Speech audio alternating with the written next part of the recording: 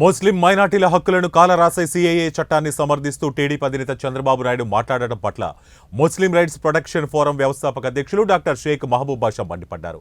శనివారం ఆయన వ్యాపార పనుల నిమిత్తం దేశ రాజధాని ఢిల్లీకి వెళుతూ హైదరాబాద్లోని శంషాబాద్ విమానాశ్రయంలో మీడియాతో మాట్లాడారు.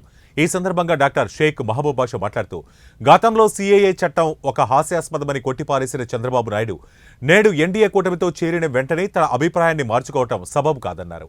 దేశంలోని ఒక సీనియర్ రాజకీయవేత్తగా అపార రాజకీయ అనుభవం కలిగిన చంద్రబాబు నాయుడు ముస్లిం మైనార్టీల హక్కులను కాలరాసే సీఏఏ చట్టాన్ని రాజకీయ లబ్ధి కోసం సమర్థించడం దురదృష్టకరమన్నారు.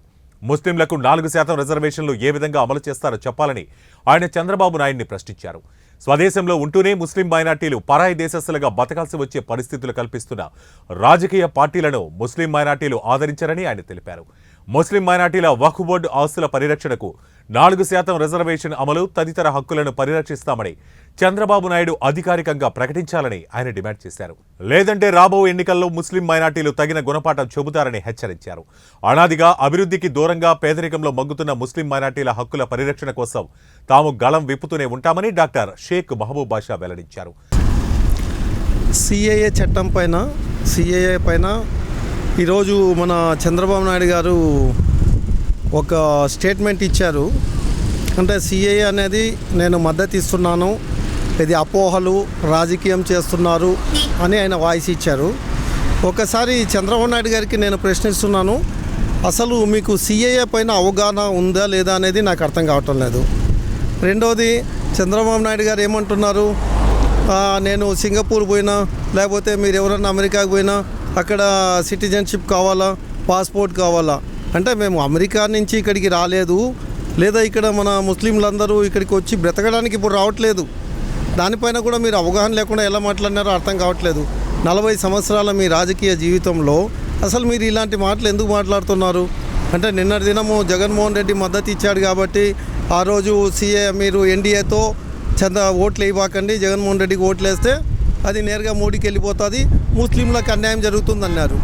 మరి ఈరోజు మీరు ఎన్డీఏతో చేతులు కలిపిన తర్వాత సీఏఏని సమర్థిస్తున్నాము, సీఏఏ అనేది ఒక జెన్యూన్ అనేది మీరు మాట్లాడుతున్నారు. అంటే అమెరికాకి పోవాలంటే గ్రీన్ కార్డ్ కావాలా, పాస్పోర్ట్ కావాలా, అది జగమెరిగిన సత్యం, ప్రతి ఒక్కరికి తెలుసు. మన దేశం వదిలి వేరే దేశానికి పోయినప్పుడు మనము అక్కడ సిటిజన్షిప్ తీసుకోవాలంటే అక్కడ మనం సెటిల్ అయ్యి బ్రతకాలంటే కావాలా. కానీ ఇండియాలో పుట్టి ఇండియాలో పెరుగుతున్న వాళ్ళకి సిటిజన్షిప్ ఎందుకు అని మీకు నేను ప్రశ్నిస్తున్నాను. రెండోది, అసలు ఈ సీఏఏ 1948లో జవహర్లాల్ నెహ్రూ గారు ఎందుకు ఇంప్లిమెంట్ చేశారు, అసలు ఇది ఎందుకు ఆవిర్భవించిందని ఒక్కసారి మీరు సరి చూసుకొని దాని తర్వాత స్టేట్మెంట్ ఇవ్వండి.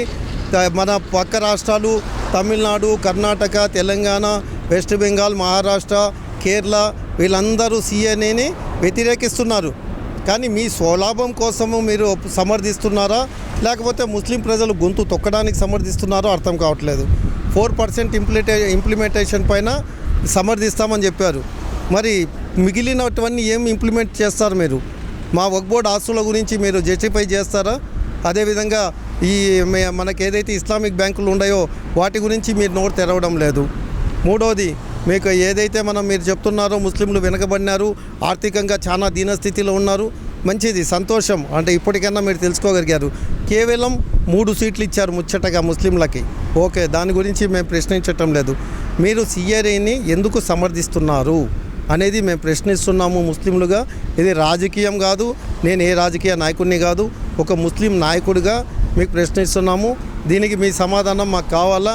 ముస్లింల మద్దతు మీకు కావాలనుకుంటే మీరు సమర్థిస్తున్నారు, ఎందుకు సమర్థిస్తున్నారు అనేది ఒక ప్రశ్నార్థకంగా మిగిలిపోయింది ముస్లింల యొక్క దీంట్లో.